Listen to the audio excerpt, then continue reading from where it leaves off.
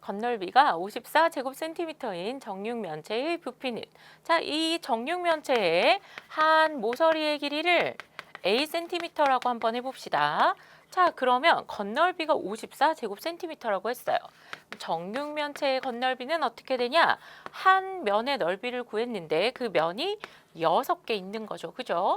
그래서 A의 제곱이 9인 걸 알 수 있습니다. 따라서 A는 3cm가 되겠죠. 자, 그럼 부피 구해볼까요? 부피는, 자, 가로, 세로, 높이의 길이가 모두 같아요. 그래서 3 곱하기 3 곱하기 3, 자, 27 되겠습니다. 정답은 4번 27세제곱센티미터입니다. 오른쪽 그림과 같은 전궤도로 만들어지는 기둥의 건널비를 구하시오. 자, 딱 보니까 이 친구 원기둥의 전궤도죠. 그러니까 만들어지는 기둥은 원기둥인데 원기둥의 건널비를 구하시오 하는 문제입니다. 자, 어차피 우리는 건널비, 원기둥 건널비 구하려면 전궤도의 넓이를 구해야 돼요. 보니까 밑넓이 구해서 곱하기 2 해주고 더하기 옆넓이 해주면 됩니다. 자, 그래서 옆 넓이. 자, 보니까 옆 넓이는 가로 곱하기 세로가 다 나와 있어서 계산이 가능한데 밑넓이를 구하려고 보니까 반지름이 없는 거예요. 그래서 이게 밑면에 있는 이 원의 반지름을 Rcm라고 두고 우리 계산해 봅시다. 자, 그러면 우리가 여기서 알 수 있는 건 뭐냐? 여기 밑면의 원둘레와 여기 옆면의 가로의 길이가 같다. 이걸 우리는 알고 있죠. 자, 그래서 이 밑면의 반지름이 R인 원의 원둘레 구해봅시다. 자, 그러면 2파이 R은 얼마냐? 6파입니다. 그래서 반지름이 3cm라는 걸 알게 됐어요. 자, 그럼 다 구했어요. 반지름이 3cm인 원 넓이, 그러면 9파이가 되겠죠. 파이 R 제곱. 근데 두 개니까 곱하기 2 해주고, 그 다음에 옆넓이 봅시다. 가로 곱하기 세로. 그러면 60파이가 되겠죠. 그러면 18파이 더하기 60파이니까 78파이 제곱센티미터가 되는 걸 알 수 있습니다. 정답은 78파이 제곱센티미터입니다. 오른쪽 그림과 같이 직육면체에서 밑면이 부채꼴 모양인 기둥을 잘라내고 남은 입체 도형의 부피는, 자, 그러면 우리는 일단 직육면체의 부피 구해야 되고요. 그 다음에 밑면이 부채꼴 모양, 직육면체인 기둥입니다. 직육면체인 기둥의 부피 구하고, 그 다음에 밑면이 부채꼴 모양인 기둥의 부피 해서 여기서 여기를 빼주면 되겠죠. 자, 직육면체의 부피 생각해 봅시다. 부피는 밑면의 넓이 곱하기 높이예요. 그러면 밑면의 넓이 곱하기 높이 24 세제곱센티미터가 되는 걸 알 수 있죠. 자, 그러면 밑면이 이렇게 부채꼴 모양인 기둥이 있어요. 먼저 밑면의 넓이 찾아와 볼까요? 반지름이 2이고 중심각이 90도인 부채꼴의 넓이 찾아오면 됩니다. 자, 그러면 반지름이 2cm니까 4파이 곱하기 360분의 중심각. 그 다음 이게 밑넓이니까 곱하기 높이 해줘야겠죠. 그럼 4파이 곱하기 4분의 1 곱하기 6이니까 약분하면 6파이가 돼요. 자, 그러면 우리는 직육면체에서 밑면이 부채꼴 모양인 기둥을 잘라내야 되죠. 자, 그래서 24에서 6파이를 빼주면 우리가 구하는 남은 입체 도형의 부피가 됩니다. 정답은 1번입니다.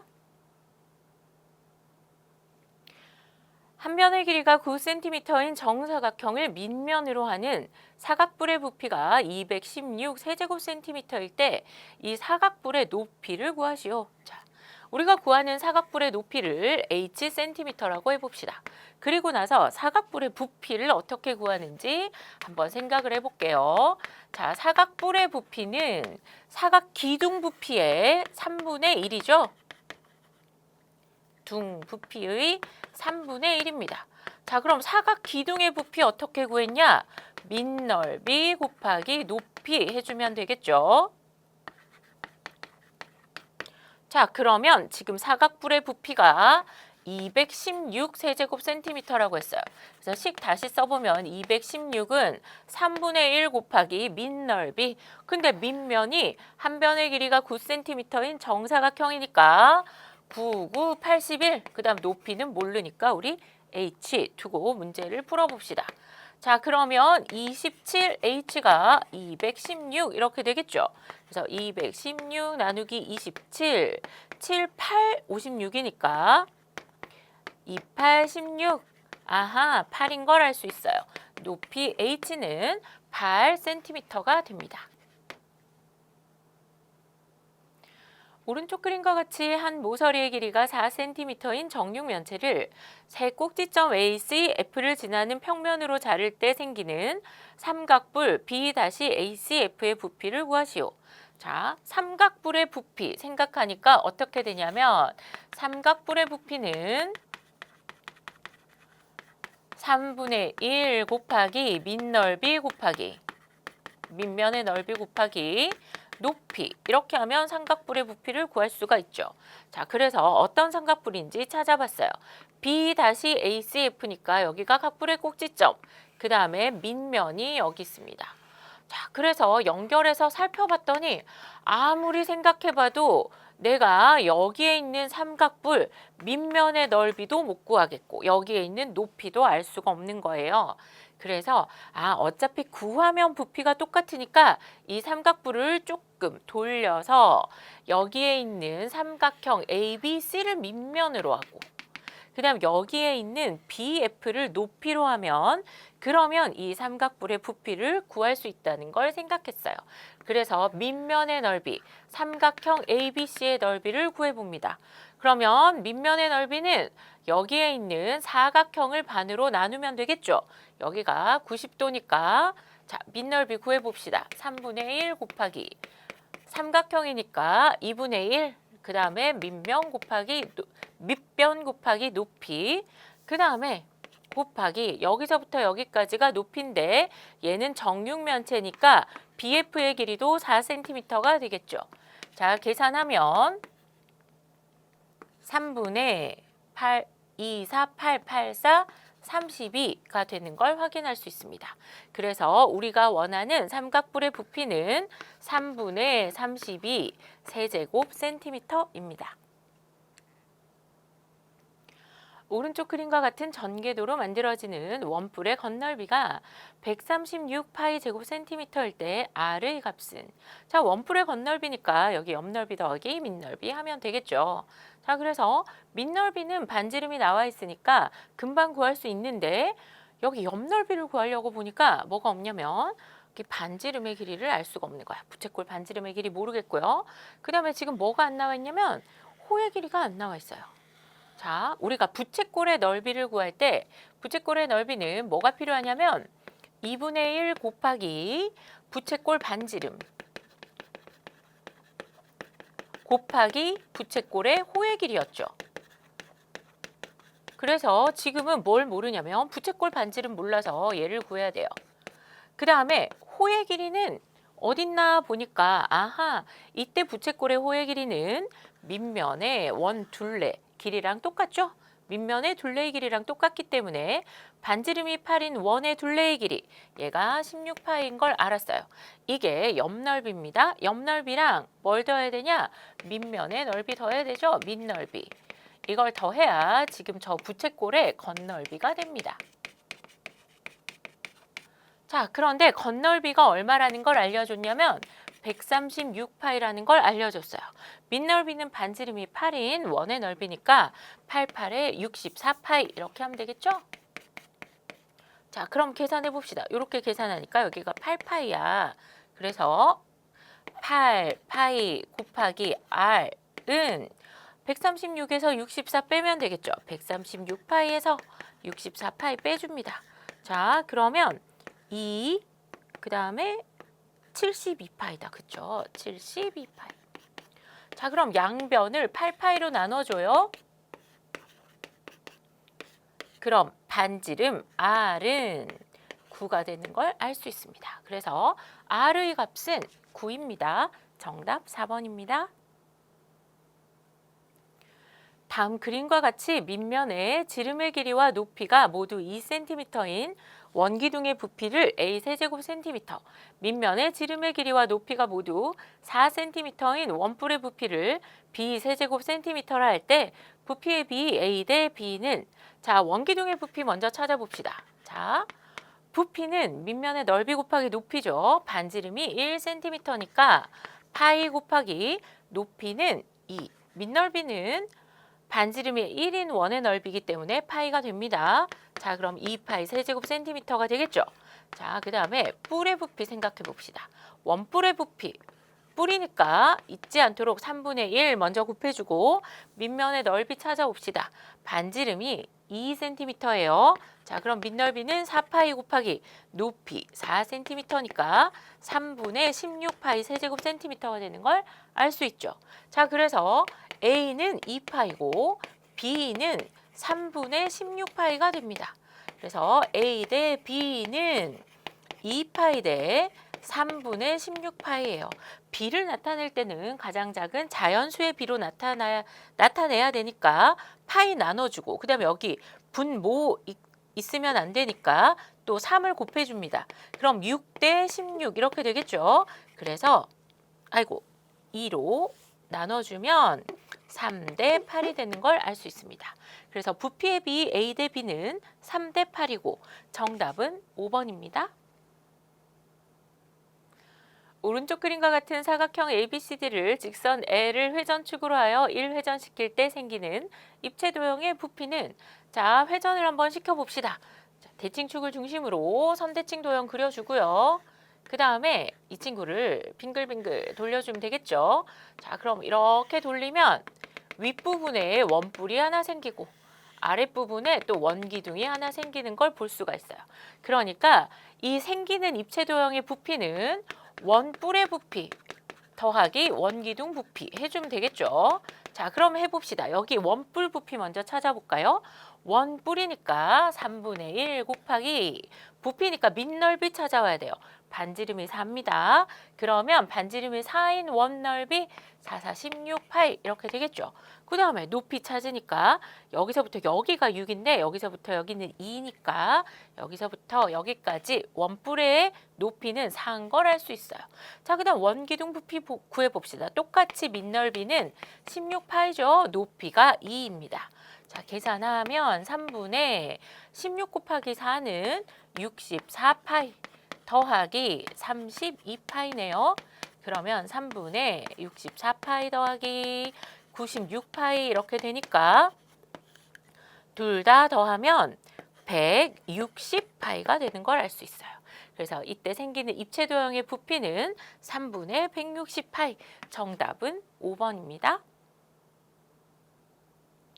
다음 그림과 같이 원뿔 모양의 그릇에 물을 가득 담아 원기둥 모양의 그릇에 부었다. 이때 H의 값을 구하시오. 자, 그러니까 여기 원뿔 모양의 그릇에 물을 가득 담아서 이 친구를 여기에 부었더니 높이가 H만큼 이렇게 물이 담겼다는 거잖아요. 그러면 원뿔에 들어있는 물의 부피와 이때 높이는 모르지만 요만큼 원기둥에 들어있는 물의 부피가 같다. 이런 얘기죠. 자, 그럼 원뿔의 물의 부피 먼저 찾아봅시다. 자, 그러면 원뿔이니까 3분의 1 곱하기 밑면의 넓이 찾아와야 되죠?